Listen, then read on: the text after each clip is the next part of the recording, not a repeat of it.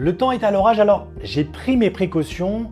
J'ai l'impression qu'il y a un vent de crise qui souffle sur le marché immobilier et les experts pressentent même une crise économique bien rude à venir.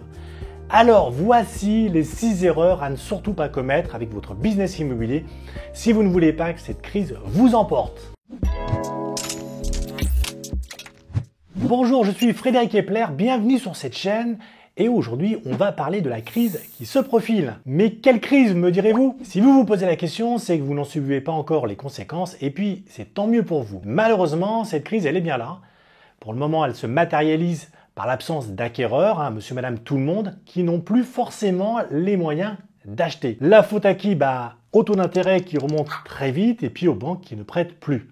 Selon Meilleur Taux, 30% des dossiers aujourd'hui seraient irrecevables.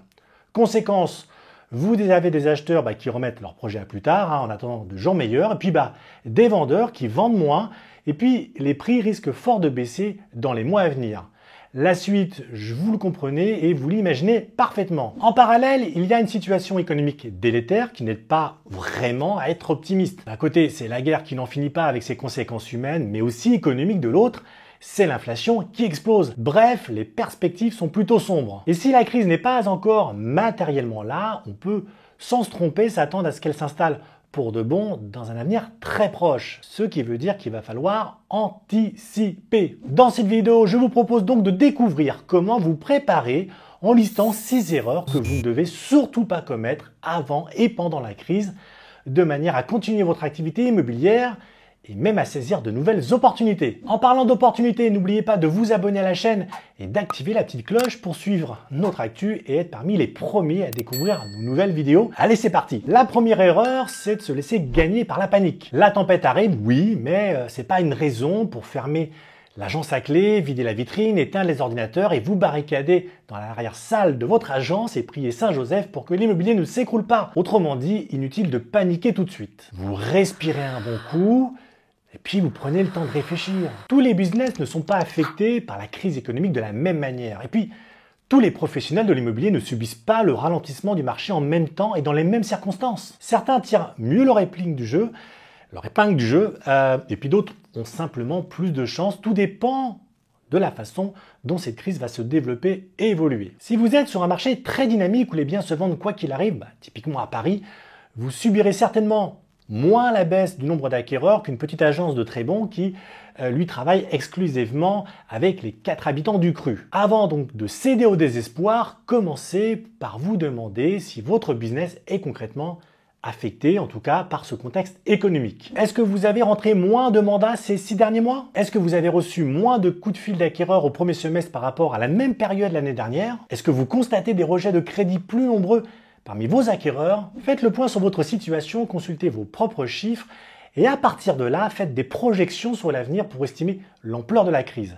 Mais sans prêter attention aux oiseaux de mauvais augure qui promettent une ère de souffrance et de désolation. L'erreur numéro 2 serait d'attendre sans rien faire. La panique, on sait, est contre-productive.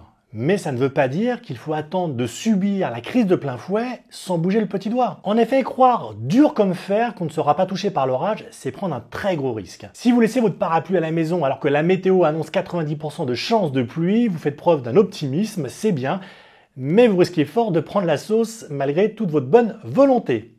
En somme, si une crise se prépare, alors vous aussi, vous devez vous y préparer. L'idée, c'est que votre business doit pouvoir continuer à fonctionner à peu près normalement, même sous la pire tempête que vous ayez connue. Vous devez vous assurer d'avoir un réservoir bien rempli pour éviter de tomber en panne en plein milieu du chemin avec la première station à seulement 50 km de là. Comment se préparer à la crise? D'abord en consolidant vos appuis existants.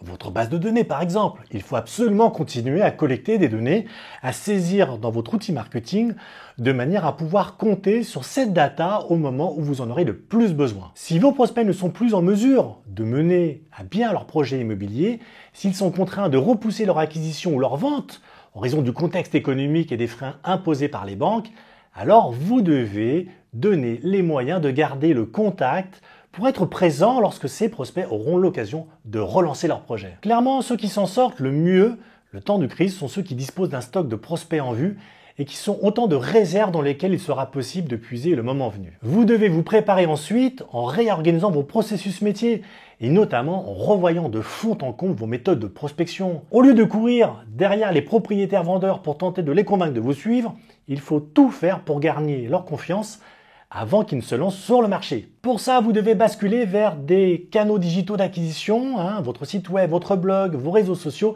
et publier des contenus qui vont montrer votre expertise et vous permettre d'attirer l'attention des prospects au plus tôt dans leur projet. Je vous renvoie à une vidéo qu'on avait consacrée justement à ce sujet sur comment offrir un contenu pour générer un maximum de prospects. Je ne sais plus si c'est à gauche ou à droite. Erreur numéro 3, c'est de ne pas vous abonner à la chaîne, de me lâcher un petit j'aime pour me soutenir et vous abonner à cette chaîne en cliquant sur la cloche. Comme ça, vous serez tenu informé de mes prochaines vidéos et puis vous augmenterez vos compétences en marketing immobilier et en prospection digitale. Allez, je retourne à la suite de mes erreurs. Erreur numéro 3, ne pas saisir les opportunités offertes par la crise. Toute crise apporte des opportunités. Oui, je sais que ça peut sembler cruel, mais c'est la réalité. Et les meilleurs entrepreneurs sont capables de dénicher ces opportunités. Si la crise est vraiment à nos portes, alors vous avez deux possibilités devant vous. Cherchez à maintenir votre activité, mais rien de plus, en espérant simplement de ne pas mettre la clé sous la porte. Ou bien en profiter pour développer votre activité en allant conquérir de nouveaux marchés. En résumé, ne vous contentez pas de survivre, mais tâchez de vous étendre et de prendre l'ascendant sur vos concurrents. C'est ce qu'on disait déjà sur le blog de Facilogie pendant la crise sanitaire en plein confinement. On vous parlait des occasions qui se présentaient à vous pour développer votre présence en ligne et continuer à suivre vos prospects de telle façon à ce qu'ils soient prêts à sauter le pas dès que les restrictions seraient levées. Il s'agissait donc de s'adapter aux circonstances et d'en tirer le meilleur parti. Aujourd'hui, c'est exactement la même chose. Il faut trouver son chemin malgré tout en intégrant les nouvelles réalités du marché. La question est donc de savoir que peut-on faire pour transformer les difficultés liées à la crise en opportunités commerciales. En guise de réponse, j'ai un exemple à vous donner et il s'appuie sur les acquéreurs. Vous le savez, il y a de moins en moins d'acquéreurs. On a fait une vidéo là-dessus il y a quelques semaines. Et puis, pour toucher des acheteurs, vous ne pouvez plus compter sur vos méthodes habituelles. Il faut revoir de fond en comble votre processus d'acquisition. Comment ? En faisant en sorte, en tout cas, que les acquéreurs repèrent votre enseigne en tout début de leur projet, voire avant de commencer à chercher. Ou alors, en tissant des liens avec les acheteurs qui sont effectivement sur le marché et dont les moyens financiers sont adaptés au prix actuel.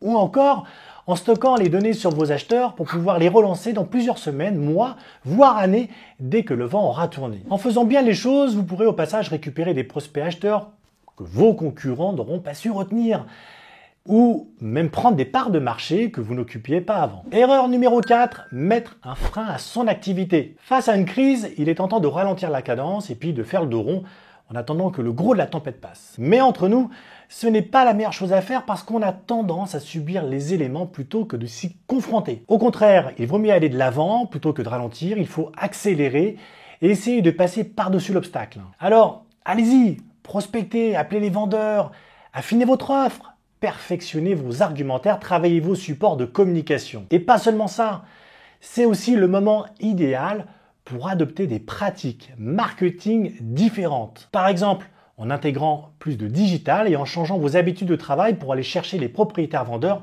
en amont de leur projet. Autre point important, il faut rester en contact avec le marché. Partez à la rencontre des habitants du quartier. Collectez des données issues du terrain. Intéressez-vous de très près à tout ce qui se passe dans votre secteur. Oui, je sais, vous le faites déjà, mais faites-le encore plus intensément que d'habitude.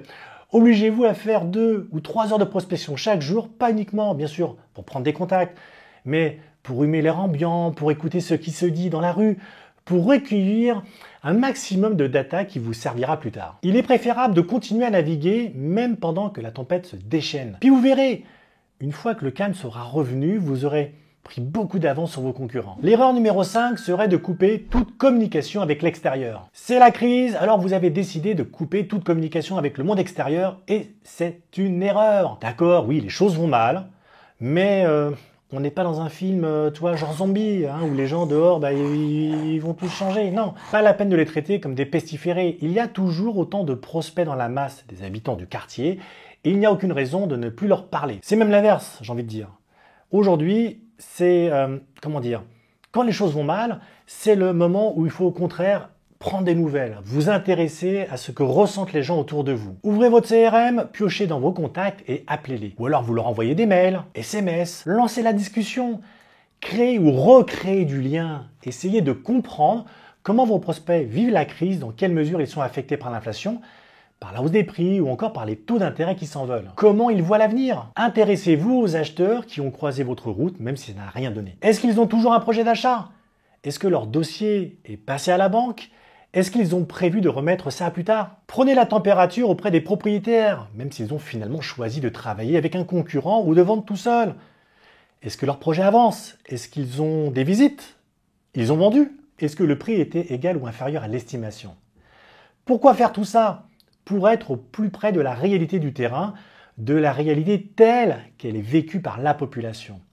Pour pouvoir construire vos offres d'aujourd'hui, de demain, sur des faits concrets et remontés par ceux qui sont directement concernés, les acheteurs et les vendeurs. Sinon, vous vous condamnez à rester en décalage perpétuel avec ce que vivent les vrais gens, comme on dit. Et pour pouvoir faire ça, il faut avoir bâti votre audience en amont en collectant des emails et des numéros de téléphone. Erreur numéro 6, continuez à dépenser sans compter. On termine avec une erreur qui est récurrente en temps de crise, mais qui peut avoir des conséquences sérieuses sur vos finances et plus globalement sur votre activité. L'impression de pouvoir continuer à dépenser sans compter, même lorsque les rentrées d'argent s'essoufflent. Vous vous rappelez de cette fameuse phrase « j'ai dépensé sans compter » de John Hammond dans Jurassic Park, le vrai, celui de 93, pas les navets qui ont succédé depuis. Mais bon, vous n'êtes pas milliardaire comme John Hammond, ou en tout cas philanthrope, et vous n'avez pas investi des millions pour recréer des dinosaures. Vous êtes un professionnel de l'immobilier, confronté à une baisse de son activité, et il est temps de mettre quelques piécettes dans les bas de laine pour passer l'hiver sans trop souffrir. Oui, même s'il est important de poursuivre l'activité, comme on en a parlé tout à l'heure, et de développer son marché, de saisir des opportunités, il n'empêche que si la crise vous touche de pleine face, il va falloir tout simplement faire preuve de souplesse et être prêt à réduire les coûts. Le mieux, c'est encore de vous préparer à l'avance en dressant une liste des services qui ne sont pas rentables, qui ne vous apportent pas de vendeurs ou d'acquéreurs et qui n'ont aucune chance de le faire dans les prochains mois. L'exemple du type de service un peu trop surestimé, ce sont les portails d'annonces. Demandez-vous s'il est pertinent en temps de crise d'être abonné à 20 ou 30 portails différents et tâchez dès maintenant de créer les conditions dans lesquelles vous allez pouvoir prendre votre indépendance vis-à-vis de ces plateformes. Pour creuser la question, jetez un œil à la vidéo dédiée qui se trouve juste là ou là. Bref, en tout cas, je vous la mets sur l'écran. Ok, plus généralement, je vous recommande de focaliser vos ressources financières sur les supports de communication que vous maîtrisez et sur lesquels vous contrôlez le trafic. Je ne sais pas, votre site web, votre blog, vos comptes sur les réseaux sociaux.